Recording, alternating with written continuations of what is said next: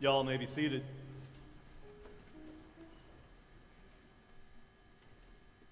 Good morning, saints. Good morning, sinners. Welcome to the celebration of the Transfiguration. It's one of 5 miracles that actually happens to Jesus, along with his birth, his baptism, his resurrection, and his ascension.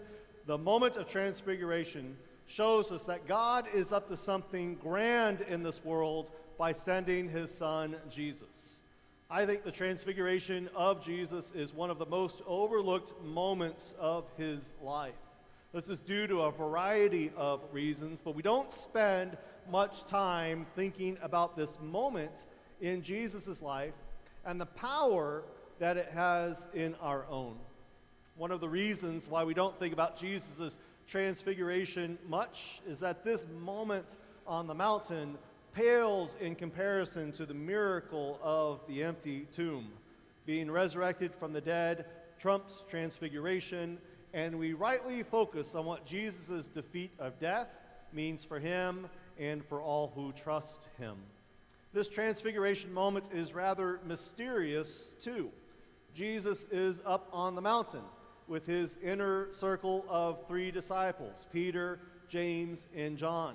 They've been chosen to witness this stunning moment when Jesus meets the living legends of Moses and Elijah, and he is transfigured into a glowing white in a dazzling display.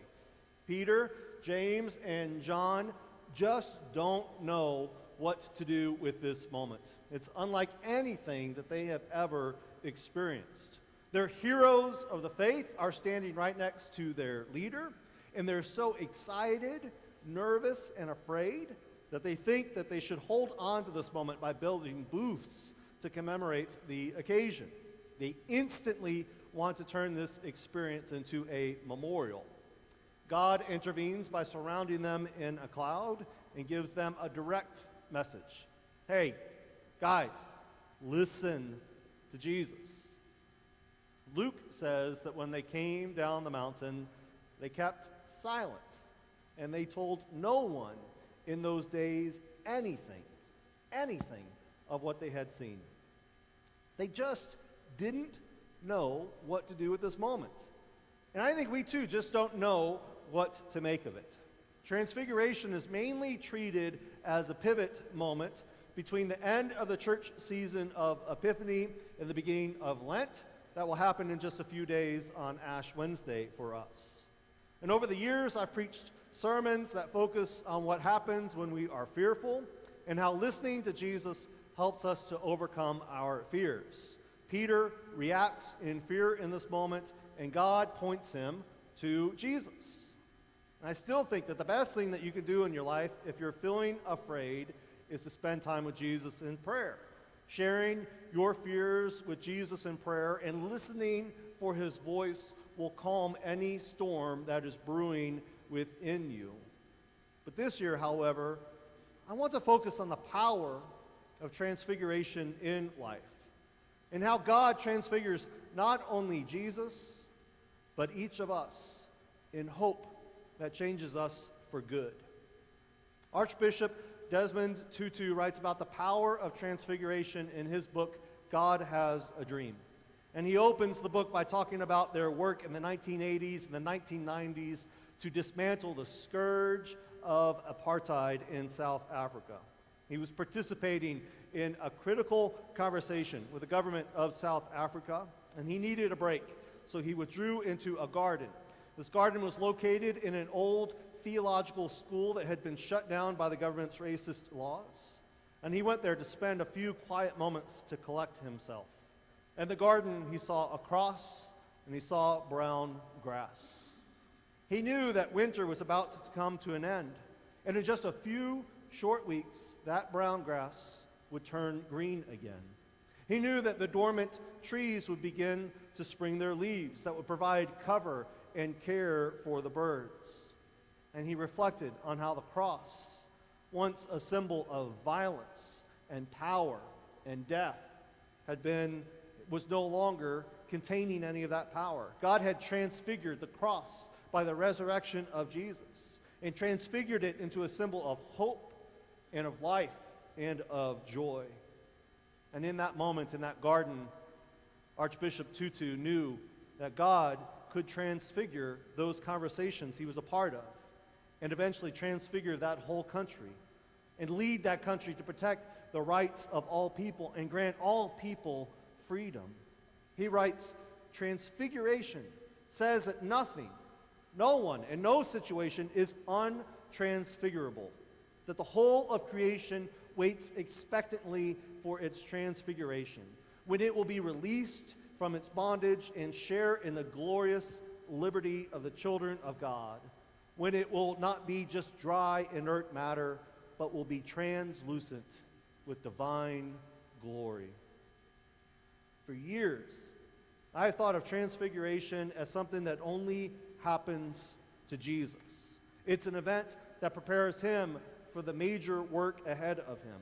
It's an event to show us how special Jesus is and why we need to pay special attention to him. But Archbishop Tutu shows us that transfiguration happens around us all the time, and it even happens to us. We serve a God of transfiguration who is busy remaking the world into something we never imagined possible. No situation is beyond the touch of God to make something good happen. This is where Peter, James, and John missed the point, and where I think I have missed it for a while too. God can take the most routine situations of life and transform them into the most spectacular displays of goodness. God can take the most God-forsaken places of our lives and transform them into gardens of joy and hope. And God does this because God is in the transfiguration business. Peter's first reaction was one of fear that made him want to hold on to that moment. He didn't know what to do with it, so he literally wanted to build a box to put this in. He wanted to capture and contain and control the work of God in this moment. But transfiguration is something that can't be captured, it can't be contained, it can't be controlled. It can only be experienced. Transfiguration is a vision of a better self or a better situation attainable only by God's strength. That's the key part there. It's attainable only by God's strength. God has to get involved. Hope is the primary way that God transfigures us in any situation that we're up against in life. The defeat of death by Jesus' resurrection is how God unleashes hope into our lives and into this whole world. We may not be caught up in a dazzling display of power on a mountaintop, but God uses the gift of hope to propel us to action, to start working toward that better day that God holds up for us. Sometimes we get stuck in life. We find ourselves in a rut. We just start going through the motions. Or we have operated in one way through life for so long that we don't know any other different way to take. Transfiguration gives us a new vision of what we can become, which gives us new methods to take. I'll admit my stuckness here. I've been carrying around about 30 to 40 pounds of unnecessary weight for about the last 15 years. And I've tried a few different ways to lose it. And the only successful way I have found to lose weight in my life is to go to Haiti and to sweat it out.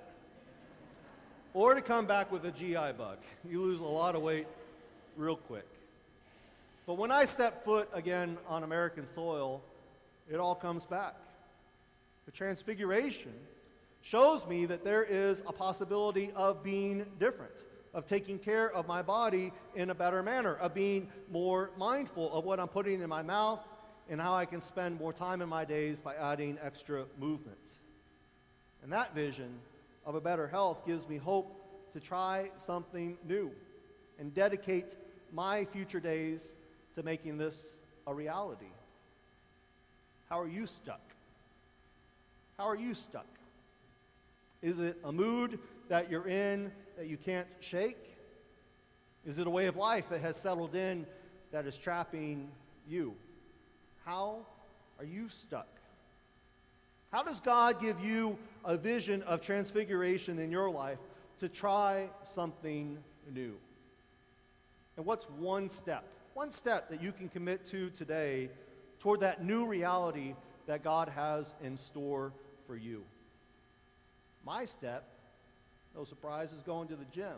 And for the last 2.5 weeks, I'll let you know, I've been preparing for this sermon. I've been to the gym at least 9 times in the last 2.5 weeks, all right? I can't, all right, well, do that face, yeah. A habit is if you do something repeatedly over 3 weeks. So I still have half a week to see if I can get that done, all right?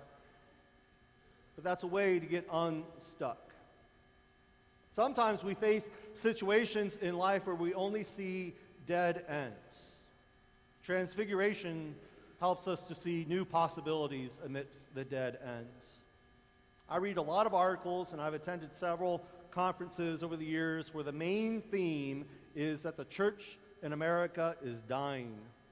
Churches all across this country are aging, not only with their buildings, but with their membership.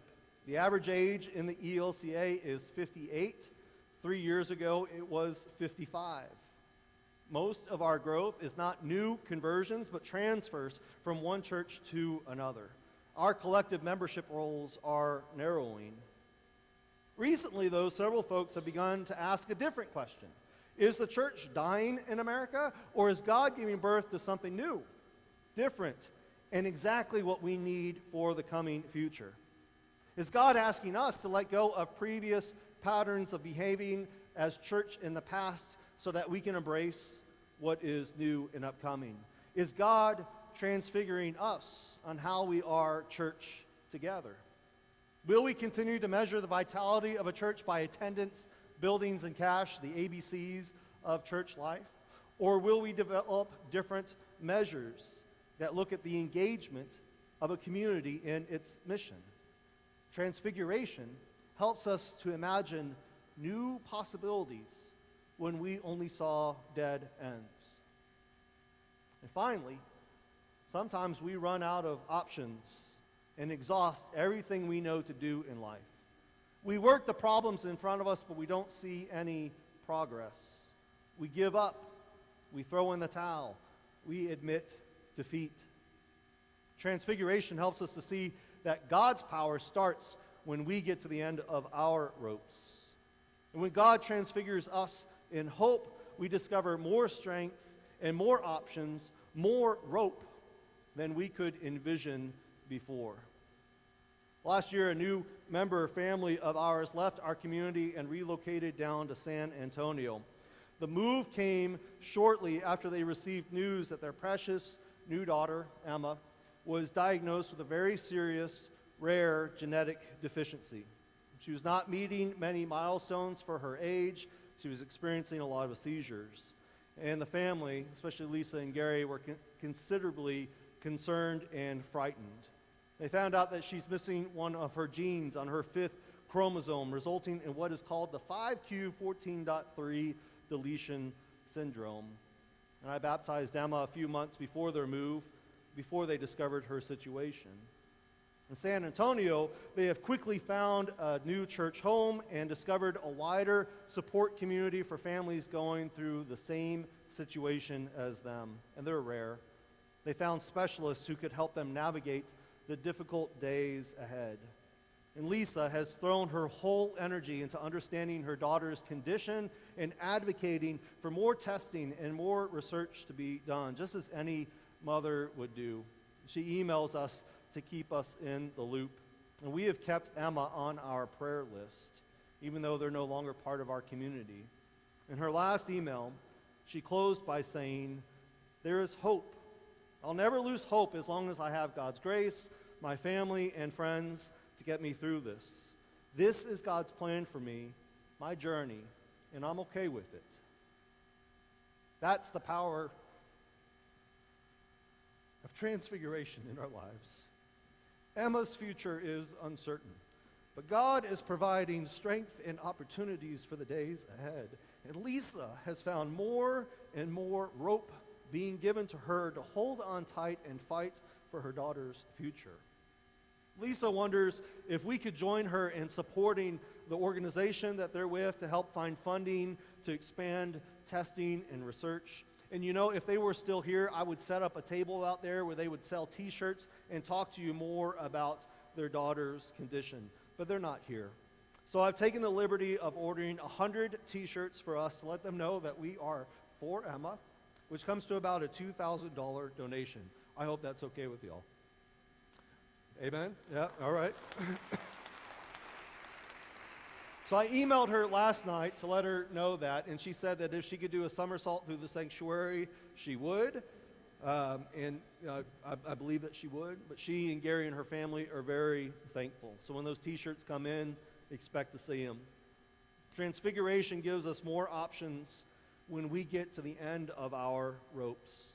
And for the longest time, I thought that transfiguration of Jesus was something that just happens to him, but now I see a little bit better. It happened to Jesus so that it could happen for all of us. God transfigures us in hope. No situation, no person, as Archbishop Tutu says, is beyond transfiguration. It may not happen in dazzling displays of light, but it happens because our God is in the business of transfiguration.